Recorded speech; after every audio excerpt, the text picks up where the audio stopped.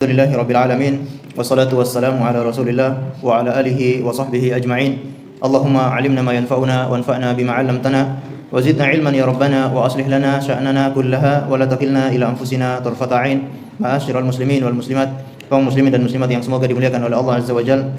Marilah kita terus bersyukur kehadirat Allah Tabaraka wa Ta'ala yang telah mengumpulkan kita semuanya di majelis ilmu ini. Semoga Allah Subhanahu wa Ta'ala memberikan kita ilmu yang bermanfaat sehingga bisa kita amalkan sebagai bekal untuk menghadap kepada Allah Azza wa Jalla. Salawat dan taslim semoga selalu tersampaikan kepada baginda Rasulullah sallallahu alaihi wasallam, kepada seluruh keluarganya, para sahabatnya dan umatnya yang setia mengikuti tuntunannya sampai hari kiamat. Ma'asyiral muslimin dan muslimat yang dimuliakan oleh Allah Azza wa Jalla, insyaallah kita lanjutkan kajian rutin di setiap hari Selasa membahas kitab Ahkamul Janaiz yang ditulis oleh Syekh Al-Albani rahimahullahu taala. Dan insyaallah kita sudah memasuki bab yang ke-11 atau pasal yang ke-11, yaitu takfinul mayit, mengkafani mayit. Ini juga termasuk pembahasan penting di dalam Ahkamul Janaiz. Sebagaimana sebelumnya kita membahas juga perkara yang penting, yaitu memandikan jenazah. Setelah jenazah ini dimandikan, sudah bersih, kemudian dikeringkan, bukan dikeringkan ya, dihandukin ya, dikasih dihanduk, dipakaikan handuk, sudah bersih. Gilirannya sekarang jenazah ini dikafankan. Dan ini hukumnya wajib. Sebagaimana memandikan jenazah itu hukumnya wajib, maka mengkafani mayit hukumnya juga wajib. Namun ini adalah wajib kifayah atau fardu kifayah. Kalau ada yang sudah mengkafani mayit, maka gugurlah kewajiban untuk sebagian atau untuk semua kaum muslimin. Poin yang pertama kata beliau, wa ba'dal faraghi min ghuslil mayyit. Setelah mayit ini selesai dimandikan, yajibu takfinuhu li amri Nabi sallallahu alaihi wasallam bidzalik. Maka wajib untuk mengkafani mayit sebagaimana perintah dari Nabi sallallahu alaihi wasallam untuk hal itu. Fi hadisil muhrim alladhi waqasathu an-naqah, sebagaimana hadis yang berkenaan dengan seorang yang berihram yang jatuh atau dia terinjak oleh untanya tersebut. Hadis itu berbunyi ya, waqafinu, Rasulullah memerintahkan untuk mengkafankan mayit itu, dan perintah dari Rasulullah hukumnya wajib. Kemudian poin yang berikutnya kata beliau, wal kafnu aw thamanuhu min malil mayyit.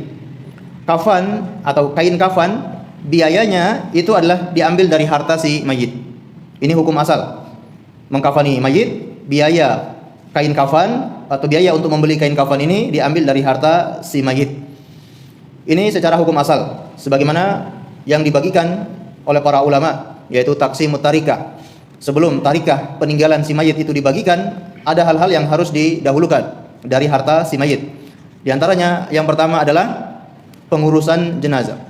Si mayit meninggal, lalu dia meninggalkan harta, maka harta ini dipakai untuk apa? Yang pertama untuk pengurusan jenazah. Semuanya beres, selesai. Dari gali kuburnya, dari menyewakan orang untuk kalau memandikan bila ada yang perlu untuk disewa, ataupun apa saja yang berkaitan dengan pengurusan jenazah, ini harus lebih dahulu diselesaikan dengan uang atau harta si mayit. Di antara pengurusan jenazah adalah mengkafankan atau membelikan kain kafan untuk si mayit. Baru kemudian uang itu atau harta si mayit digunakan untuk membayar hutang. Kemudian digunakan untuk menyelesaikan wasiat dari si mayit. Jadi harta si mayit yang pertama digunakan untuk pengurusan jenazah, yang kedua digunakan untuk membayar hutang, yang ketiga untuk menjalankan wasiat si mayit. Baru yang keempat adalah dibagi-bagikan kepada ahli waris. Ini terakhir, keempat. Kalau seandainya uangnya dipakai untuk pengurusan jenazah, untuk bayar hutang dan untuk menjalankan wasiat, ternyata kok habis tanpa tersisa sama sekali, berarti warisannya nggak dapat apa-apa ya. Karena ini yang harus didahulukan. Tidak boleh warisan didahulukan sebelum ini semua. Yang ketiga ini harus lebih dahulu daripada pembagian kepada ahli waris. Baik. Walau lam yukhallifu ghairahu li hadisi Khabbab ibni al-Ard. Seandainya dia tidak meninggalkan harta kecuali harta itu saja, harta yang cukup untuk membeli kain kafan. Mayit ini tidak meninggalkan harta kecuali cukup untuk membeli kain kafan. Setelah itu hartanya habis, maka itu didahulukan untuk membelikan kain kafan. Sebagaimana hadis dari Khabbab ibni al-Ard, dia berkata, kharajna ma'a Rasulillah sallallahu alaihi wasallam fi sabilillah. Kami telah berhijrah bersama Rasulullah sallallahu alaihi wasallam di jalan Allah. Nabtaghi wajh Allah, kami mengharapkan wajah Allah. Fa wajaba ajruna 'ala Allah, fa minna man madha lam ya'kul min ajrihi syai'. Maka kami mendapatkan balasan dari Allah Subhanahu wa taala, dan ada sebagian dari kami yang belum sempat mendapatkan balasan tersebut. Sudah lebih dahulu meninggal dunia. Balasan ini maksudnya balasan di dunia. Ketika berhijrah, mereka berhijrah niatnya betul-betul untuk Allah, tapi setelah berhijrah itu mereka mendapatkan keuntungan dunia. Mereka berperang, dapat harta ghanimah, kemudian harta ghanimah itu dibagi-bagikan kepada mereka. Mereka mendapatkan balasan, mendapatkan keuntungan duniawi. Tapi itu tidak mempengaruhi niat mereka hijrah karena Allah Subhanahu wa taala. Kata sahabat Khobab ini, ada di antara kami yang belum sempat menikmati hasil daripada kemenangan atau ghanimah tersebut. Ada yang terlebih dahulu meninggal dunia. Minhum Mus'ab ibni Umair. Di antara yang tidak mendapatkan ghanimah itu adalah Mus'ab bin Umair. Ini sahabat mulia, sahabat yang pertama kali berdakwah di kota Madinah, diutus oleh Rasulullah SAW. Ketika itu usianya masih belasan, ya kalau tidak salah 12 tahun, diutus untuk berdakwah. Berarti sekarang ini kelas berapa? Belum masuk SMA ya, palingan masih SMP. SD malahan ya, Masya Allah. Zaman dulu sudah punya ilmu, bahkan sudah menjadi delegasinya Rasulullah berdakwah di kota Madinah dan berhasil mengislamkan banyak orang yang ada di Madinah. Masya Allah. Lalu beliau meninggal ketika perang Uhud. Kutila yauma Uhud, beliau meninggal ketika perang Uhud. Falam yujad lahu syai' wa fi riwayatin walam yatruku illa namira. Beliau tidak memiliki apapun. Dalam riwayat beliau hanya memiliki yaitu satu helai kain.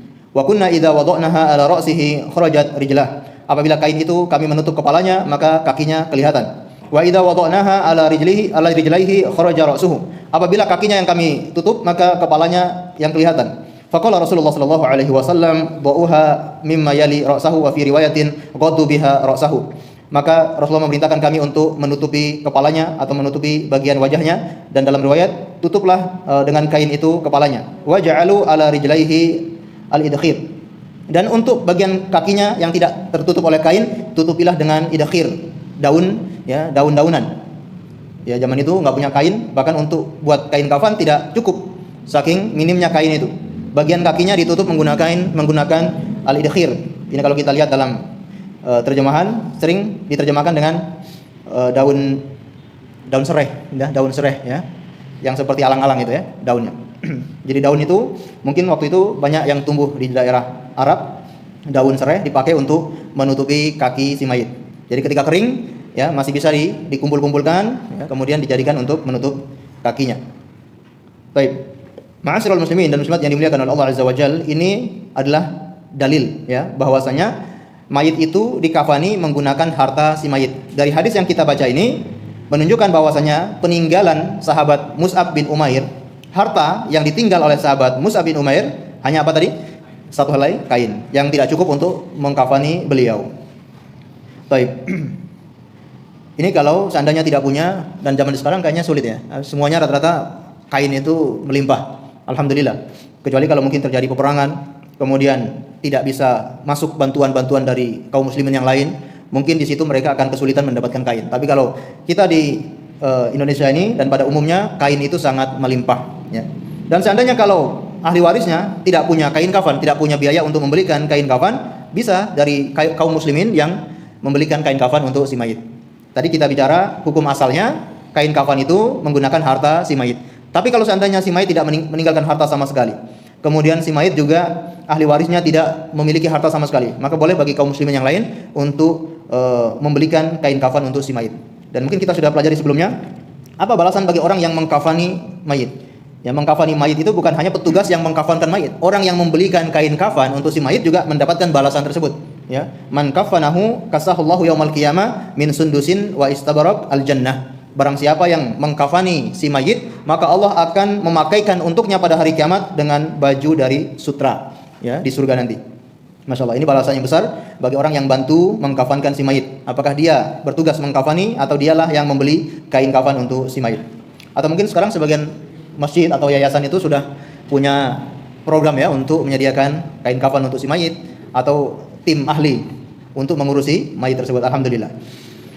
Baik, poin berikutnya adalah wayam bagi ayyakunal kafnu ta'ilan sabighan yasturu jami'a badanihi. Seharusnya atau sebaiknya kain kafan itu panjang, sabighan lebar, yasturu jami'a badani, yang bisa menutupi seluruh badan si mayit.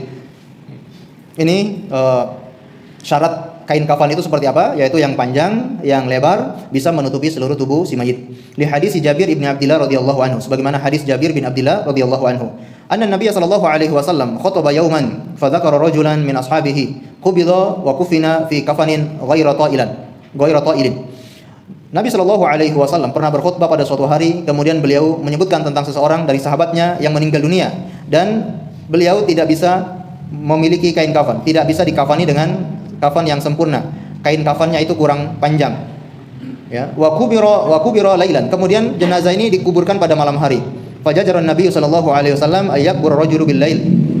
Maka Rasulullah melarang untuk menguburi mayit itu pada malam hari, hatta yusalla alaihi, supaya mereka bisa mensolatinya. Illa ayaturra insanun ila dzalik, kecuali kalau ada darurat untuk itu, maka tidak masalah dia dikuburkan pada malam hari. Wa qala Nabi sallallahu alaihi wasallam, dalam sabdanya beliau mengatakan, idza kaffana ahadukum akhahu falyuhassin kafanah in istata'a. Apabila salah seorang di antara kalian ingin mengkafani saudaranya yang meninggal, maka perbaguslah kafannya. Ya, dalam riwayat ini istata'a, kalau dia mampu atau semampunya dia memperbagus di dalam mengkafaninya. Tapi ini ada beberapa permasalahan ya.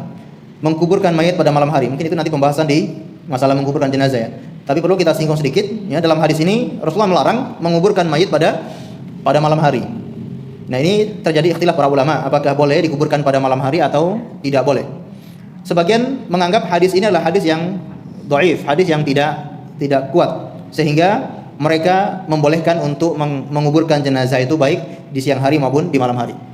Dan alasan kenapa Rasulullah melarang mengubur di malam hari, alasannya karena pada malam hari itu mengurangi hak si mayit. Apa haknya? Si mayit ini haknya mendapatkan sholat dari orang yang banyak. Kalau siang hari, tentunya yang ikut menyolatkan, yang ikut takziah itu lebih banyak dan lebih mudah, apalagi di zaman dulu tidak ada penerangan dan yang lainnya. Nah, kalau di siang hari si mayit ini banyak yang datang takziah, banyak yang menyolatinya, maka dia mendapatkan hak yang lebih banyak dibandingkan disolatkan atau dikuburkan di malam hari.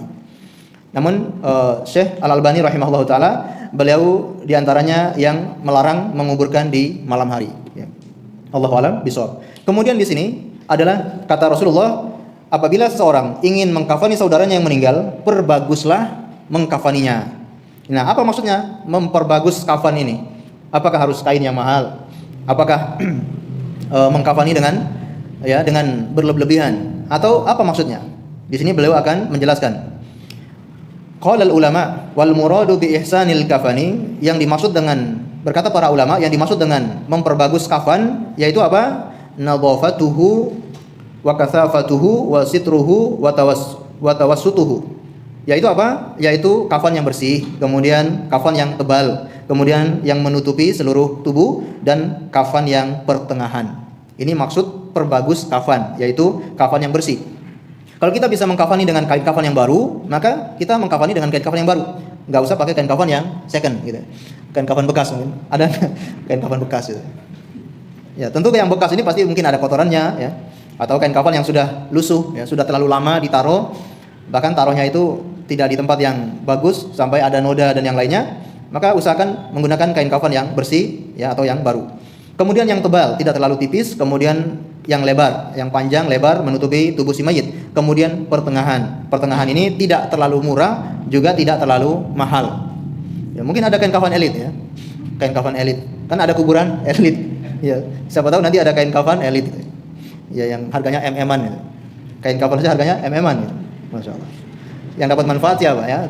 Mendingan dikeluarkan, dibayarkan, disedekahkan, diinfakkan, atau dibangunkan masjid, insya Allah pahalanya mengalir sampai kepada si mayit, daripada digunakan untuk hal-hal seperti itu. Walaisal muradu bihi as-sarafa fihi wal mughalata wa nafasata.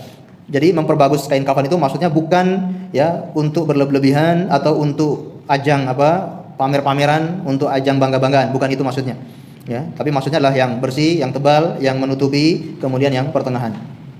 Wa amma ishtaratun Nawawi, adapun Imam An-Nawawi beliau mensyaratkan dalam kitabnya Al-Majmu' Syarhul Muhadzab, kaunuhu min jinsin libasihi fil hayati ya, la afkhara minhu wa la ahqara fihi. Nadaru indi ya, fihi nadarun indi. Imam An-Nawawi mensyaratkan kain kafan itu kalau bisa seperti pakaian si mayit ini ketika dia masih hidup. Kalau selama dia hidup, pakaian yang dia pakai itu seharga sekian, maka kalau bisa kain kafannya juga seharga sekian dengan pakaian yang dia pakai sehari-hari. Tapi di sini beliau tidak sependapat dengan Imam An-Nawawi. Kata beliau, fa fihi nadharun indi. Menurut pendapat Imam Nawawi itu bagi saya ada yang perlu dicermati. Ya, artinya beliau tidak sependapat dengan Imam An-Nawawi. Idz annahu ma kaunihi mimma la dalilun alai. Karena pendapat Imam An-Nawawi ini tidak ada dalil ya yang mengharuskan kain kafan itu sesuai dengan pakaiannya sehari-hari, itu enggak ada dalilnya. Kemudian faqad yakunu libasuhu fil hayati nafisan au hakiran. Dan bisa jadi pakaiannya ketika masa hidup itu pakaian yang mahal, pakaian yang bermerek. Ataupun sebaliknya pakaian itu pakaian yang murah, ya, pakaian yang murah. Fa kaifa yuj'alu kafnuhu min jinsi dzalik. Bagaimana kain kafannya itu dijadikan patokan pakaian-pakaian ketika dia masih hidup? Maksudnya bagaimana? Kalau seandainya pakaian selama dia hidup itu pakaian yang mahal, maka kain kafannya juga harus kain kafan yang mahal. Ya, kalau ketika dia hidup dia punya uang yang banyak. Kalau seandainya pas meninggal dunia ternyata uangnya habis, lah dia apakan ini? Dari mana kita membelikan kain kafan dengan harga yang mahal? Atau sebaliknya, setiap hari selama hidup dia pakai pakaian yang mungkin murah, pakaian yang biasa. Tapi begitu dia meninggal dunia, mungkin ada anaknya yang pengen membelikan kain kafan yang cukup bagus gitu ya. Masa nggak dibolehkan gitu? Gara-gara waktu hidup itu pakaiannya ya biasa. Bisa dipahami ya? Ya. Jadi nggak ada hubungan pakaian selama dia hidup dengan kain kafan. Maka Syekh Al-Albani tidak sependapat dengan pendapatnya Imam An-Nawawi. Baik. Poin berikutnya adalah fa in dhaqal kafanu an dzalik wa lam yatayassar as-sabiq sutruhu bihi ra'suhu wa ma qala min jasadihi. Adapun ketika kain kafan itu terbatas dan tidak bisa menutupi seluruh tubuh si mayit. Mungkin kalau ada suatu kondisi di mana kain kafan sangat terbatas dan tidak bisa untuk menutupi seluruh tubuh si mayit, maka yang mana lebih dahulu ditutupi? Satruhu bihi ra'su. Maka bagian ataslah yang lebih dahulu untuk ditutupi. Ya, bagian atas. Ya, dari lutut ke atas ya, atau dari paha ke atas ya. Itu yang lebih dahulu ditutupi. Wa ma baqiya minhu maksufan ju'ila alaihi syai'un minal idkhir. Adapun yang tidak tertutup di bagian kakinya maka bisa menggunakan idkhir ya, rumput tadi ya, atau daun sereh, au ghairihi minal hasis, atau yang lainnya dari rumput-rumputan. Ya, mungkin dahulu enggak ada daun pisang ya di sana. Kalau ada daun pisang mungkin lebih baik untuk menutupi ya. Cuma di sana mungkin enggak ada daun pisang, jadi pakainya yang kayak ilalang ataupun alang-alang gitu ya. Dan ini Masya Allah ya, kehidupan para sahabat di zaman itu, bagaimana mereka itu sampai tidak punya kain, tidak punya pakaian, ya, sampai untuk kain kafan tidak cukup. Ini luar biasa. Dan kita ingat ada gubernur di masa Umar bin Khattab di daerah Hims, ya, Sa'id ibni Amir al-Jumahi. Sa'id bin Amir al-Jumahi. Ini beliau gubernur di daerah Hims, hanya punya satu baju. Terkadang beliau tidak keluar rumah gara-gara bajunya itu sedang dicuci. Ya, maka beliau tunggu sampai bajunya kering baru bisa keluar menemui rakyatnya. Ini gubernur ya, bajunya cuma satu. Kalau zaman sekarang gubernur Masya Allah ya, fasilitas dari negara nggak ada yang dia beli ya, semuanya dibelikan oleh negara. Alhamdulillah ya, mudah-mudahan amanah gitu ya. Sudah dibelikan dari rakyat, jangan sampai tidak amanah. Baik, dan beliau akan membawakan dalil ya, dalil kalau seandainya kain kafan tidak cukup maka yang ditutupi bagian atas. Dalilnya yang pertama adalah An Khobab ibni Al-Ard fi kisati Mus'ab, dalam kisah Mus'ab, hadis Khobab bin Al-Ard, kisah sahabat Mus'ab bin Umair yang sudah kita bacakan tadi. Kata Rasulullah, ba'uha mimma yali ra'sahu, ya, letakkan kain di bagian kepalanya atau tutupi bagian kepalanya dan jadikan bagian kakinya itu idkhir, daun sereh. Atsani, dalil yang kedua, An Haritsah ibni Muttarib, hadis dari Haritsah bin Muttarib berkata, dakhaltu ala Khobab wa qad iktawa fi batnihi sab'an. Aku masuk menjenguk sahabat Khobab bin Al-Ard dan di perutnya sedang dikai sebanyak 7 tusukan. Pengobatan zaman dulu menggunakan besi panas atau menggunakan api ya. Ditusuk perutnya menggunakan api sebanyak 7 tusukan. Faqala laula anni sami'tu Rasulullah sallallahu alaihi wasallam yaqul la yatamannayanna ahadukumul maut. Lalu dia berkata, seandainya kalau aku tidak mendengar Rasulullah itu mengatakan, jangan seseorang di antara kalian itu berkeinginan untuk meninggal dunia. Kalau saya tidak mendengar perkataan Nabi ini, la tamannaitu, maka aku sudah pengen mati. Ya. Rasulullah melarang kita tidak boleh minta diwafatkan. Ya. Ini kena dihidupkan, ketika kita hidup itu lebih baik daripada kita meninggal dunia. Ya. Kalau aku tidak mendengar Rasulullah melarang tidak boleh bercita-cita untuk mati, maka aku akan bercita-cita untuk mati. Walaqad ra'aituni ma'a Rasulillah sallallahu alaihi wasallam la amliku dirhaman. Ya, sesungguhnya aku melihat diriku bersama Rasulullah tidak memiliki dirham pun, tidak memiliki perak pun. Wa inna fi janibi baiti al-an la arba'ina alfa dirhamin. Namun di samping rumah saya sekarang ini ada 40.000 dirham. Ada 40.000 perak. Beliau dulu waktu masa bersama Nabi, beliau waktu hijrah, waktu berperang bersama Nabi, beliau tidak punya apa-apa. Karena awalnya beliau ini seorang budak ya. Khobab yang terkenal, beliau disiksa dengan setrika. Beliau seorang pandai besi, kemudian beliau masuk Islam, disiksa oleh majikannya dengan besi panas yang dibakar, ya, kemudian ditempelkan di punggung Khobab bin Al-Ard. Beliau dulu sangat fakir, beliau sangat miskin. Bersama Nabi beliau tidak punya apa-apa. Namun pada saat ini, saat beliau mau meninggal dunia, beliau memiliki harta yaitu arba'ina alfa dirham, 40.000 dirham. Tsumma ata bikafani, maka beliau pun didatangkan kain kafannya. Beliau sudah ada yang menyiapkan kain kafannya. Falamma ra'ahu baka. Ketika beliau melihat kain kafan itu beliau menangis. Wa qala walakinna Hamzata lam yujad lahu kafanun illa burdatun malha. Beliau menangis lalu mengatakan, adapun Hamzah bin Abdul Muthalib, beliau tidak memiliki kain kafan kecuali kain burda yang bergaris. Kain burda, kain tebal semacam selimut yang bergaris. Itu kain kafannya Hamzah, sahabat mulia pamannya Rasulullah. Idza ju'ilat ala ra'sihi qalasat an qadamai wa idza ju'ilat ala qadamaihi qalasat an ra'sihi wa ju'ila ala qadamaihi al-idkhir. Yang kain burdah ini ketika diletakkan di kepalanya maka kakinya kelihatan. Ketika diletakkan di kakinya maka kepalanya kelihatan. Maka beliau mengatakan dijadikan di kakinya itu adalah daun sereh, ya, daun sereh. Ini beliau menangis karena melihat Hamzah, sahabat yang mulia. Apalagi dengan masuk Islamnya Hamzah, Islam menjadi kuat. Orang yang mulia seperti itu pun ketika meninggal dunia tidak punya apa-apa. Meninggal dunia, kain kafannya tidak ada, bahkan tidak cukup untuk menutupi tubuhnya, sampai menggunakan rumput-rumputan atau daun-daunan. Ini dalil bahwasanya dalil tentang apa tadi? Kalau yang dijadikan lebih utama untuk ditutup itu bagian apa? Kepala, bagian kepala. Baik. Poin berikutnya adalah wa idza qallatil akfan wa kathratul mauta jaza takfinul jamaah minhum fil kafnil wahid. Apabila kain kafannya terbatas, sedangkan mayit itu banyak, maka dibolehkan satu kain kafan untuk orang banyak. Maka dibolehkan satu kain kafan untuk orang banyak. Wa yuqaddimu aktsaruhum Qur'anan ila qiblah, dan didahulukan yang lebih banyak menghafal Al-Qur'an itu didahulukan di dalam kuburnya, di arah kiblat, maksudnya di liang lahatnya. Li hadis Anas radhiyallahu anhu, sebagaimana hadis Anas radhiyallahu anhu. Baik, sebelum lanjut kita membacakan hadis ini, perlu kita pahami kalimat satu kain kafan dijadikan untuk orang banyak. Itu maksudnya bagaimana? Apakah satu kain kafan untuk 2-3 orang dalam satu kain kafan? 1-2-3 orang dibungkus dengan satu kain kafan? Atau seperti apa maksudnya? Ya, maksudnya adalah satu kain kafan yang seharusnya itu untuk satu orang, kena terbatas, dipotong-potong kecil-kecil untuk orang banyak. Jadi paham ya? Jadi tidak boleh dalam satu kain kafan itu banyak orang. Satu kain kafan ya satu orang. Tapi maksud daripada hadis ini adalah kain kafan yang satu itu dipotong-potong untuk banyak orang. Sebagaimana nanti kita bacakan hadis ini, yaitu lamma kana yaum Uhud, ketika terjadi perang Uhud. Marra Rasulullah sallallahu alaihi wasallam bi Hamzah bin Abdul Muthalib. Rasulullah melewati Hamzah bin Abdul Muthalib. Wa qad judi'a wa mutila bihi, yang beliau sudah dimutilasi, ya, beliau dirobek dadanya, jantungnya diambil. Wa qala laula an tajida Safiyata fi nafsiha taraktuhu hatta ta'kula al-afiyah. Seandainya kalau aku tidak takut bibi saya Safiyah sedih, maka akan aku biarkan Hamzah itu begitu saja, bahkan sampai dimakan oleh burung-burung pemakan bangkai. Ya, ketika melihat Hamzah bin Abdul Muthalib dimutilasi, ya, karena beliau kasihan dengan Safiyah. Safiyah ini saudarinya Hamzah, bibinya Rasulullah. Safiyah, bibinya Rasulullah, sangat mencintai kakaknya yaitu Hamzah. Maka beliau tidak tega melihat Hamzah ini dimutilasi.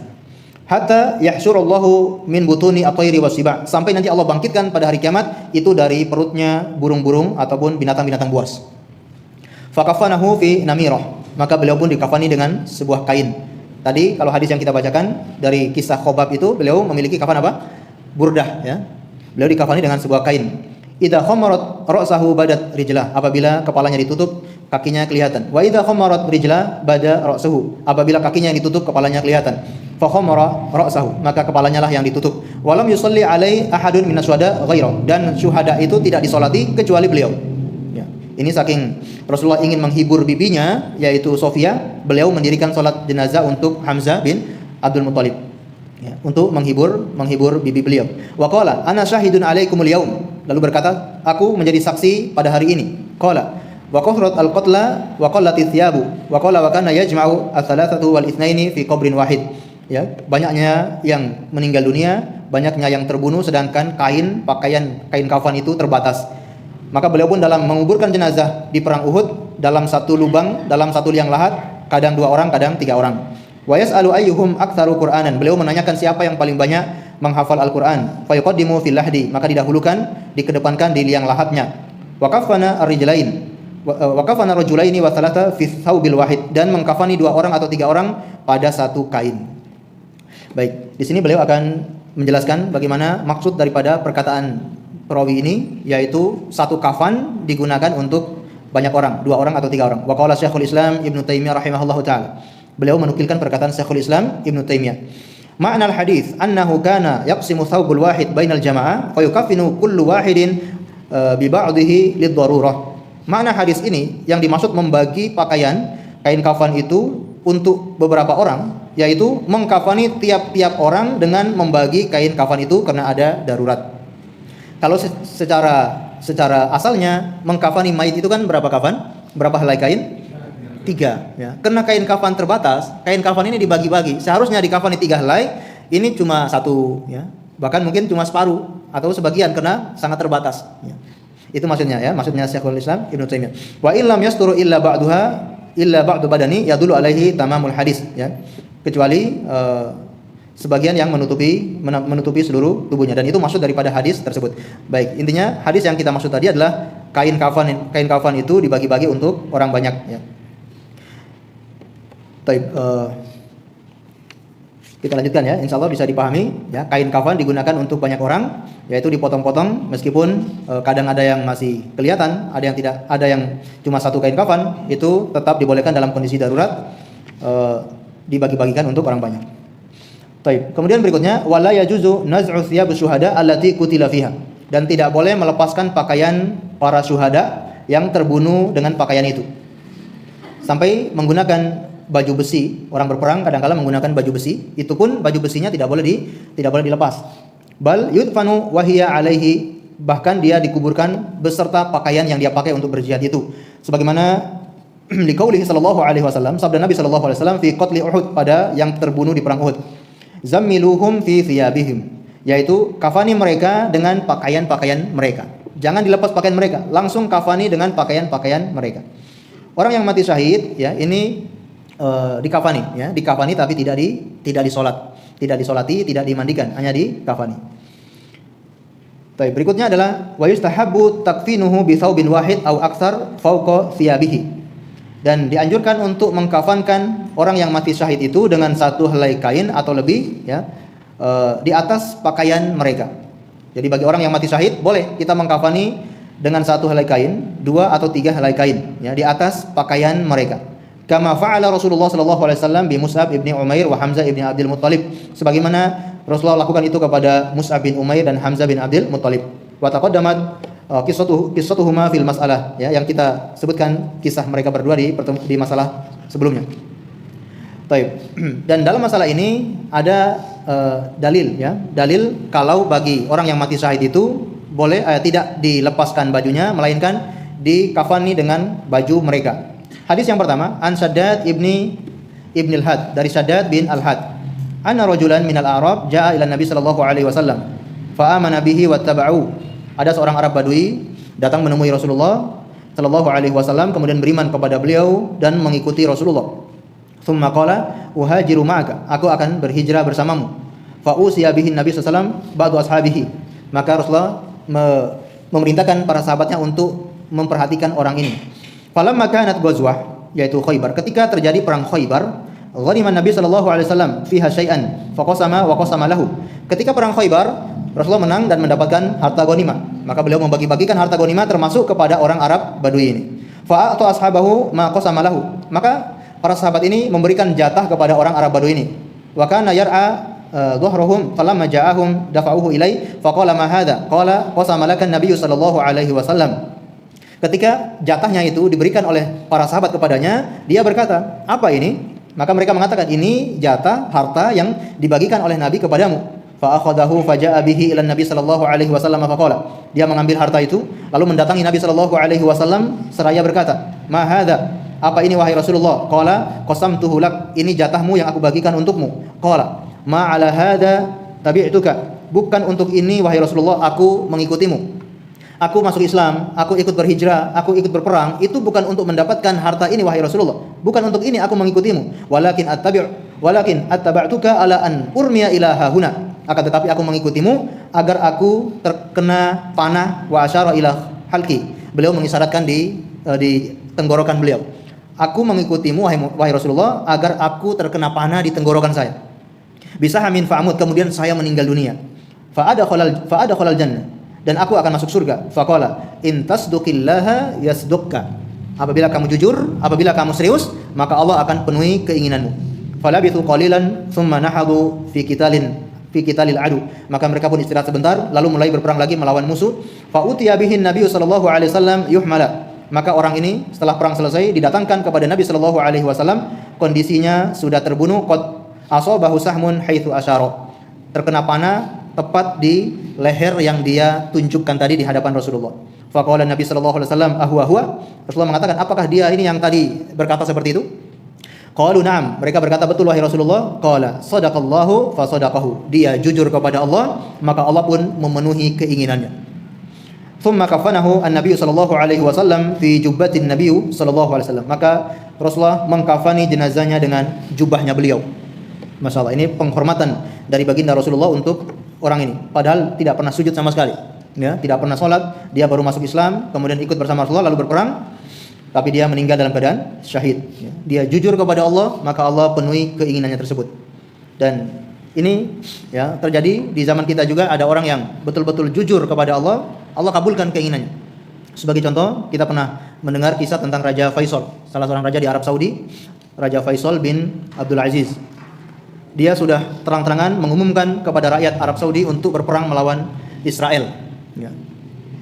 Beliau berpidato membakar semangat kepada rakyat Saudi untuk berperang melawan Israel yang waktu itu menjajah Palestina. Ya. Beliau terang-terangan ya mengajak, apakah ada kehidupan yang lebih mulia daripada kehidupan di jalan Allah? Apakah ada kematian lebih mulia daripada mati di jalan Allah? Kita sudah terbiasa hidup di padang pasir. Kita habis hartanya nggak masalah. Kita sudah biasa hidup di tenda-tenda di padang pasir, gembala kambing, itu kehidupan kita. Harta kita gunakan untuk menyelamatkan Palestina, itu lebih baik daripada kita hidup dalam keadaan mewah tapi saudara kita di Palestina mereka dijajah. Ini luar biasa. Sampai beliau mengatakan, seandainya kalau saya tidak bisa membebaskan Palestina, lebih baik besok saya mati. Dan akhirnya besok beliau mati. Ada keponakannya yang diutus dari Amerika yang membidik beliau ya, dan beliau meninggal dunia. Jujur kepada Allah, maka Allah pun memenuhi keinginannya. Ini luar biasa ya, Raja Faisal rahimahullahu taala. Baik, ma'asyiral muslimin dan muslimat yang dimuliakan oleh Allah Azza wa Jalla. Hadis yang kita bacakan tadi yaitu menjadi dalil kalau bagi orang yang meninggal dunia dalam keadaan perang, syahid di jalan Allah, maka boleh dikafani dengan pakaian yang dia pakai ketika perang. Di hadis ini Rasulullah mengkafani orang Arab Badui ini menggunakan jubah yang beliau pakai, thumma qadamahu fa shalla alaihi, kemudian beliau mensolati beliau, fa kana fima dhuhara min salatihi.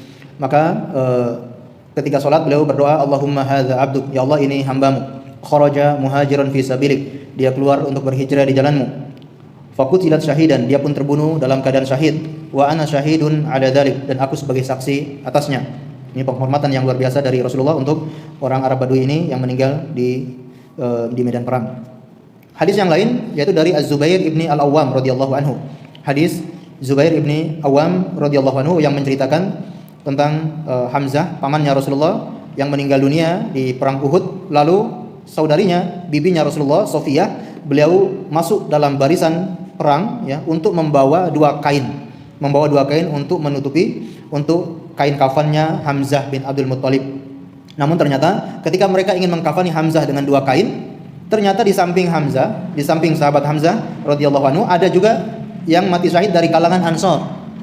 Lalu mereka mengatakan, ya, bagaimana mungkin dua kain ini kita pakai untuk Hamzah bin Abdul Muttalib, sedangkan sahabat dari Ansor tidak kita pakaikan kain kafan. Akhirnya dibagi dua, ya. Kainnya dibagi dua, lalu digunakan untuk mengkafani dua jenazah tersebut. Ya, ini dalil juga bahwasanya mengkafani mayit dengan pakaian yang mereka pakai. Lalu di sini poin yang berikutnya adalah wal muhrim yukafinu fi thawbihi alladhi mata fihima. Sedangkan seorang yang ihram maka dikafani dengan pakaian ihramnya tersebut, dengan dua helai kain ihram tersebut. Tidak boleh ditambah. Kalau tadi yang mati syahid boleh ditambah, ya, boleh ditambah dengan satu kain, dua kain atau tiga kain kafan. Nah, sedangkan orang yang berihram maka tidak boleh ditambahi kain kafan. Cukup 2 helai kain ihram yang dia pakai. Liqauli sallallahu alaihi wasallam fil muhrim alladhi waqasathu an-naqah. Sebagaimana perintah Rasulullah kepada seorang sahabat yang sedang ihram yang terjatuh dari untanya itu. Wa kafinuhu fi thawbihi alladaini ahrama fihima. Maka kafani orang ini dengan 2 kain ihram itu yang dia pakai. Ya. Ini bagi orang yang berihram, dan bagi orang yang berihram itu tidak boleh ditutup bagian kepalanya. Ya. Makanya nanti kalau Bapak Ibu bisa melihat di tayangan ada sholat jenazah di Masjidil Haram khususnya, dan ada yang terbuka kepalanya, nggak usah kaget. Kok ini gimana ini Arab Saudi kok nggak paham masalah mengkafani mayit? Kok kepalanya terbuka? Yang nggak paham siapa? Kitanya atau mereka? Gitu. Masya Allah ya, mereka betul-betul menjalankan sunnah Rasulullah. Yang ihram kepalanya terbuka, dan kalau kita sering melihat tayangan sholat jenazah di sana, dan ada yang meninggal ketika ihram kepalanya tidak ditutup, dan itu banyak nanti jenengan akan melihat. Ya, kita pun mendoakan ya, ini musim haji. Tapi kebanyakan musim haji inilah banyak yang jatuh korban. Tapi ini kemudian ya, Masya Allah, meninggal dunia ketika sedang berhaji, Masya Allah. Ini kita pun kadang iri melihat itu. Mereka dalam keadaan haji meninggal dunia. Mudah-mudahan itu sebagai tanda mati husnul khotimah, mati syahid.